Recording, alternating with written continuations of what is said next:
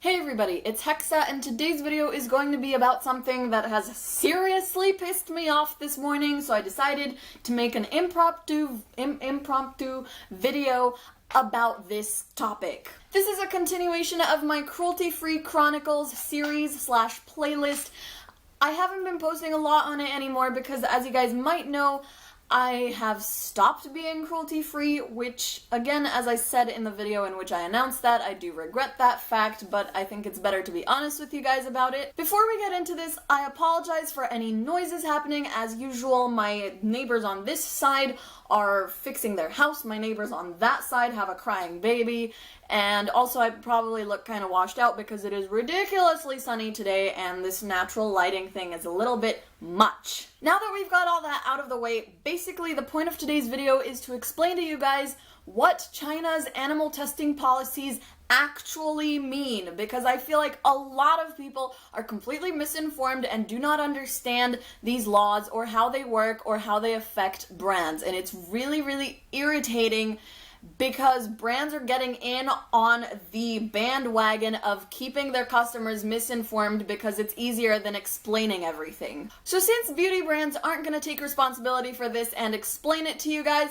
I'm gonna do it for them. As you guys may know, if you've been watching my channel for a while, I live in Shanghai in mainland China, so this is a thing that directly affects me as somebody who prefers to purchase cruelty-free items. As I said before, I'm no longer cruelty-free just because it's not that available here, but I do still prefer cruelty-free brands, and I would much rather support them than brands that test. So the thing that inspired this video is this morning I was looking through Instagram and I came across Smashbox Cosmetics Instagram page. I saw one of their pictures, I liked it, and then I went to their main page, their main feed page thing, and I saw at the top in their bio slash description thing that they are vegan and cruelty-free and we don't sell in China. I just got so mad because it's just, it's so petty and so childish to be putting that kind of stuff in your description as a brand, as a group of people who are supposed to be professional. It just really irked me. Another thing that I have seen is also on Kat Von D Beauty's page, which I love Kat Von D Beauty. I love Kat Von D as a person, I love her as an artist, and I love her brand.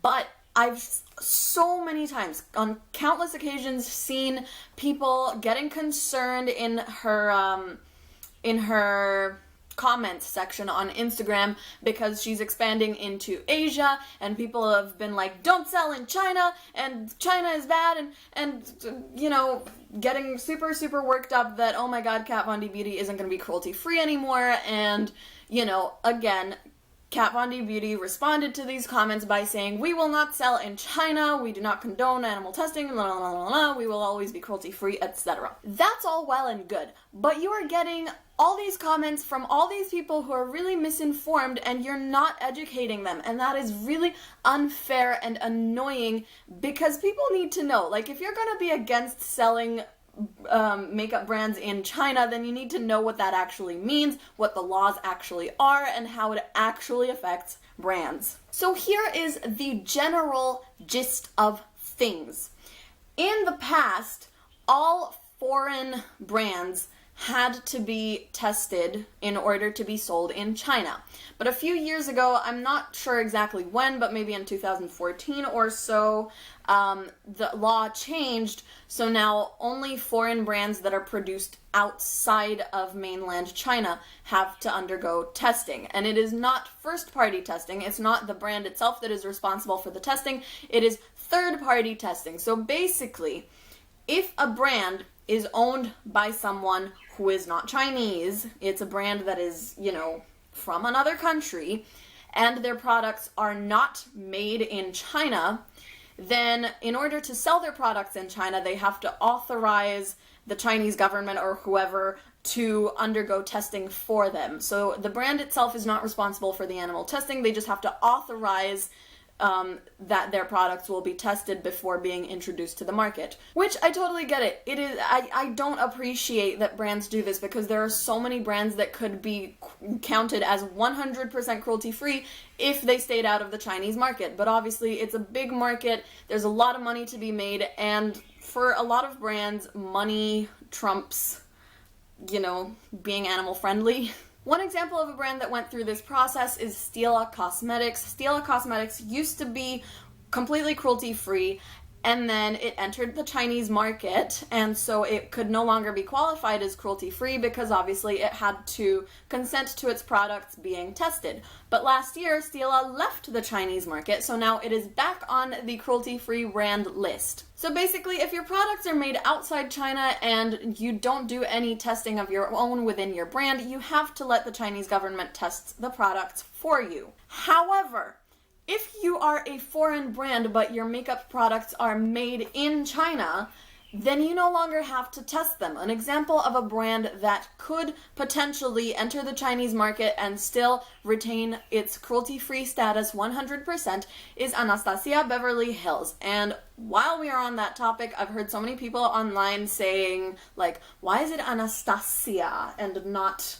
Anastasia? Like, why are we making it sound exotic? Well, because she is Romanian, like me, represent, support, yo, whoop. So obviously her name doesn't sound English or American. It's not, people aren't saying Anastasia just to, like, sound cool, okay? It's like, it's a person's name, say it right. But yeah, as I was saying, Anastasia Beverly Hills could easily sell within China and it would still be 100% cruelty-free because her products are actually made in China. And while we are on that subject, again, why do so many people seem scared of Chinese labs? People are constantly hating on makeup brands that produce their products in China, saying they're gonna be bad quality, or they're toxic, or there's chemicals, or whatever. But really, like, it's so... I know that in your, you know, Western dream world, you want to think that everything that's made in China is shitty because you've probably had some bad experiences, but actually Chinese workers have an incredibly good work ethic because it's a very competitive society. There's a lot of people here, and if you want to do well and make money, you have to work really, really freaking hard. So lab workers in China are definitely not going to be putting toxic shit in your makeup. Stop worrying and psyching yourself out. This isn't like some conspiracy, whatever. You know, there's lots of things about China that I don't like, and there are some safety issues with fake makeup. But if you're actually going to a proper lab, they're going to make your products completely safe for use on your face. So stop worrying. It's stupid. But there you go. I've kind of explained how this whole animal testing in China thing works. Like I said, Anastasia Beverly Hills could easily sell her products in China because they are made in China in the first place. And I really hope she does because, like I said, she's Romanian, I'm Romanian, I want to support my people. And, you know, she also has really amazing products that I really want to try without having to get them shipped here, which, by the way, I don't think she actually ships to China. Again, yeah, that's another point. If brands are cruelty-free but they, like, ship to China, it's fine. It's totally cool. As long as they're not actually, like, sold in store in China, there's not going to be any issues. The only issues are going to be the import taxes, which are ridiculous. I would not recommend anybody to get things shipped directly to China. You can get them shipped to a friend in Hong Kong and have your friend fly over and bring them here. It'll probably be cheaper than your import tax because, goddamn, 60%. Fuck the China Customs Office. Fuck them. Fuck them all. But that's kind of off the topic of this video. But yeah, like I said, if a brand is made outside of China and shipped to China through, like, online purchases, it's fine. It's not going to be subject to any kind of testing. It's just going to be a pain in the ass to get it from the customs office because reasons. But there you have it. Hopefully I have answered some questions and cleared some misconceptions about the animal testing policies in China.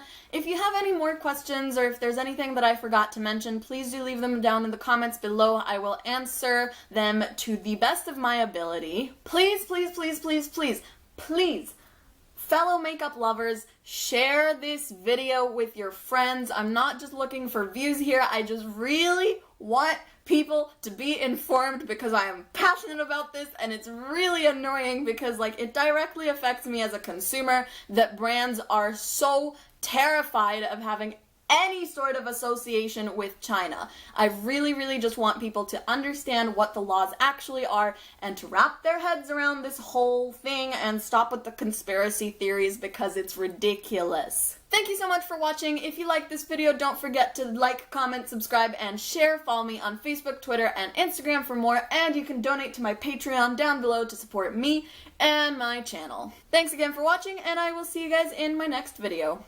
Bye!